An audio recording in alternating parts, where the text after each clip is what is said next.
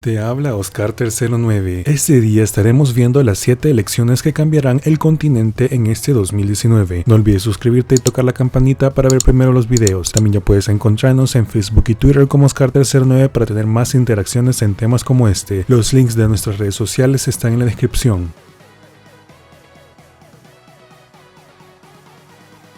Este año 2019 va a estar lleno de cambios políticos muy claves para el continente. Recordemos cómo el año 2018 también fue un año de cambios políticos muy importantes para el continente. Vimos cómo Costa Rica eligió su segundo gobierno del PAC liderado por Carlos Alvarado y venció al candidato anti-LGBT Fabricio Alvarado del Partido Restauración Nacional. Vimos cómo Ecuador pasó importantes reformas constitucionales. Vimos cómo Paraguay eligió un nuevo presidente, luego de un intento fallido de reelección por el expresidente Horacio Cartes. Vimos el fraude electoral ocurrido en Venezuela. Vimos cómo Colombia eligió un nuevo presidente, Iván Duque. Vimos cómo México eligió a su primer presidente de izquierda, Andrés Manuel López Obrador. Vimos cómo Brasil hizo un cambio muy fuerte a la derecha con Jair Bolsonaro, luego de 16 años de gobierno del Partido de los Trabajadores. Vimos cómo Trump perdió el poder legislativo en Estados Unidos y vimos cómo Perú pasó importantes reformas anticorrupción y nos dio el ejemplo al resto del continente. En este año 2019 no va a ser diferente. Va a estar muy lleno de cambios políticos y los estaremos viendo en este video.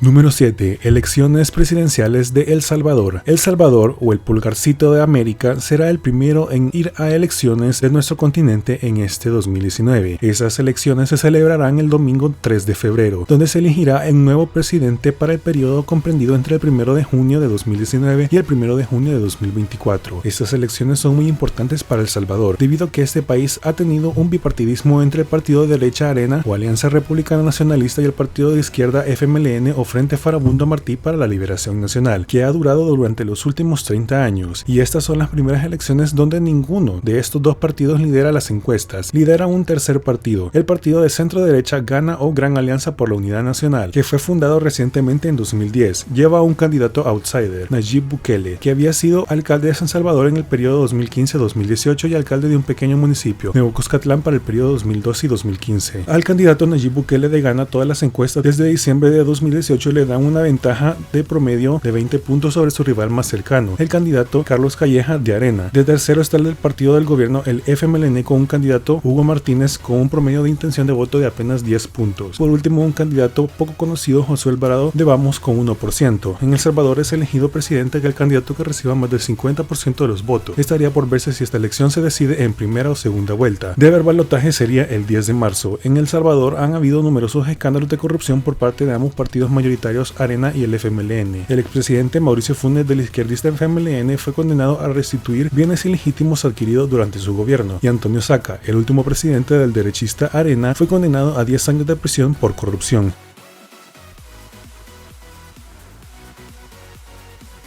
Número 6. Referéndum constitucional de Cuba. Estas elecciones se celebrarán el día 24 de febrero, donde se le preguntará a los ciudadanos cubanos si aprueban o no la nueva constitución aprobada por la Asamblea en 2018. Cuba es una dictadura y es bastante obvio que la constitución sí será aprobada, pero el cambio importante será que en la nueva constitución se elimina la palabra comunista de la constitución. Hay más derechos al libre mercado y algunas de las concesiones a la propiedad privada que ya se estaban dando, como por ejemplo abrir más negocios privados y más facilidad de inversión de extranjeros en la isla, también serán reforzadas. También ya no veremos presidentes de Cuba que duran por muchas décadas, como fue con Fidel Castro y Raúl Castro. Se le pondrá también un límite de 2 periodos presidenciales de 5 años a cada presidente, por lo que el presidente actual, Miguel Díaz-Canel, podría estar en el cargo hasta el 2028. Podría ser el inicio de una transformación más parecida a las transformaciones chinas, pero al estilo de Cuba.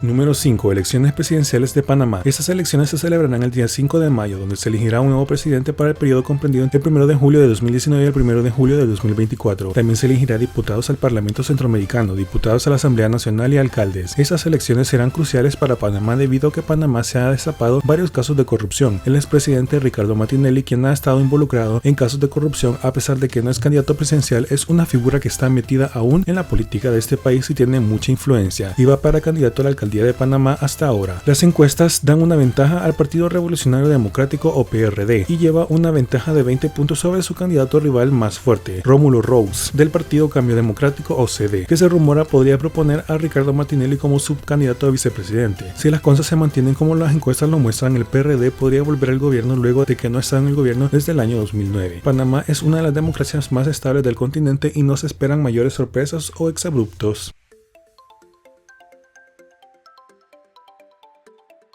Número 4. Elecciones presidenciales de Guatemala. Estas elecciones se celebrarán el día 16 de junio, donde se elegirá un nuevo presidente para el periodo comprendido entre el 14 de enero de 2020 y el 14 de enero de 2024. Si ningún candidato llega a más del 50%, se llevaría a cabo una segunda vuelta el 4 de agosto. Esta será una de las elecciones más controversiales de este país centroamericano debido a que en Guatemala, desde el 2015, se han destapado grandes casos de corrupción que han sacudido la política de este país. Más recientemente, el actual presidente Jimmy Morales mantiene un fuerte enfrentamiento con la Comisión Internacional contra la Impunidad, tanto que la ha expulsado del país, pero esta lucha por mantenerse en el país y seguir destapando los casos de corrupción. El rostro más visible de las elecciones podría ser la ex fiscal general Thelma Aldana, quien aún no ha oficializado su candidatura, pero se rumorea que podría ser candidata y que desde ya junta apoyos. También una de las candidatas más sonadas es la ex primera dama Sandra Torres, el 3 veces candidato presidencial Alejandro Gimatei y Suri Ríos, hija del expresidente de facto juzgado por genocidio Efraín Ríos Montt. Las elecciones en Guatemala podrían ser el fin o la continuación de la CICIG y el cambio del sistema. Se debe recordar también que la influencia de líderes políticos en este país no es tanta, debido a que muchos líderes que hace poco se consideraban grandes líderes de la política se han visto salpicados de corrupción, lo que deja en Guatemala como el escenario perfecto para que cualquier candidato que logre atraer y presentarse a la población guatemalteca como un candidato de cambio podría ser el que sea electo, aunque queda todavía por ver qué papel tendrá el escepticismo de la población luego de que Jimmy Morales se presentara como candidato de cambio y limpio de corrupción en las elecciones del 2015.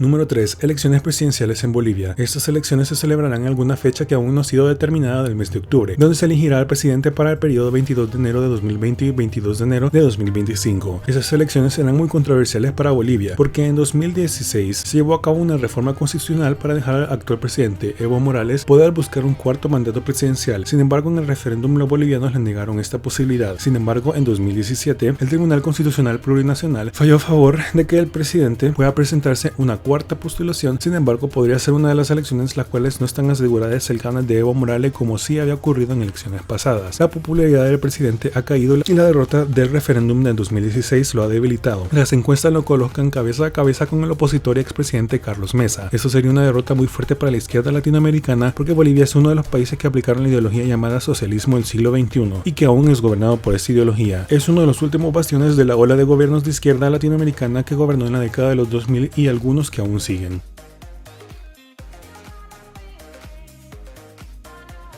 Número 2. Elecciones presidenciales en Uruguay. Esas elecciones se celebrarán el 27 de octubre, donde se elegirá el presidente para gobernar el periodo comprendido entre el 1 de marzo de 2020 y el 1 de marzo de 2025. Esas elecciones son un respiro para las turbulentas elecciones que han estado ocurriendo en Latinoamérica desde 2017, debido a que se espera que sean tranquilas y sin mayores sobresaltos. De hecho, una ligera mayoría de los uruguayos se ha declarado convencidos de que el próximo presidente seguirá perteneciendo al partido oficialista del Frente Amplio. Esta vez de ganar su cuarto periodo sería 20 años que este partido ha tenido el poder en Uruguay. Aunque ni este ni su principal contrincante, el Partido Nacional, han definido sus candidaturas, el Frente Amplio por su parte se enfrenta al reto de encontrar un digno sucesor o sucesora para José Mujica y Tabaré Vázquez, quienes ya anunciaron su retiro de la política. También las elecciones podrían ser aprovechadas por el opositor Partido Nacional para presentar una carta que una a la oposición y poder ganar al Frente Amplio, sobre todo si las elecciones no son determinadas en primera vuelta y se va a una segunda vuelta. El 24 de noviembre, sin embargo, el Frente Amplio, según las encuestas, conserva altas probabilidades de mantenerse en Uruguay como el gobierno y mantener a Uruguay como uno de los pocos países de América del Sur con un gobierno de izquierda, en la más estable de las naciones sudamericanas. Continuidad y cambio parece no significar lo mismo que en el resto del continente. Número 1. Elecciones presidenciales en Argentina. Estas elecciones se celebrarán el 27 de octubre, donde se elegirá al presidente para gobernar en el periodo comprendido entre el 10 de diciembre de 2019 y el 10 de diciembre de 2023. Si nada extraordinario ocurre, lo más probable es que las elecciones del 27 de octubre de Argentina tengan como protagonistas al actual presidente Mauricio Macri y su antecesora Cristina Fernández de Kirchner. Estas elecciones son muy simbólicas para este país, pues le da una oportunidad a la izquierda representada por Cristina Fernández de Kirchner de cobrar revancha y recuperar algo del terreno perdido de la izquierda latinoamericana. Ha ido perdiendo en los últimos años. A favor de Cristina Fernández de Kirchner está que el presidente actual Mauricio Macri llega al 2019 con una imagen muy debilitada por los descalabros económicos que ha sufrido este país. El año terminó con una economía argentina en recesión, aumento de la pobreza y una inflación que roza el 50%. Desde la crisis del 2001 en este país la economía no había estado tan mal y esto podría pasarle la factura al oficialismo. Sin embargo, la oposición no ha podido aprovechar este mal momento. Incluso la imagen de Cristina Fernández de Kirchner ha ido cayendo por los diferentes cargos de corrupción en su contra que se le investigan. El peronismo, una ideología que moldea la política de Argentina, está dividido por los casos de corrupción y hasta el momento no se ve que vaya a haber un tercer candidato claro que pueda venir y romper con el oficialismo y la oposición de la izquierda. De no lograrse un candidato a elegirse como presidente en primera vuelta, el balotaje sería el 24 de noviembre. Recuerda que ya tenemos redes sociales, nos puedes encontrar en Facebook y en Twitter como Oscar309 para tener más interacciones en temas como este. Sígueme, en la descripción se encuentran los links para nuestras redes sociales. Gracias por darle me gusta, suscribirte y comentar. Para más videos así, suscríbete a este canal. También suscríbete a mi segundo canal en la esquina superior derecha.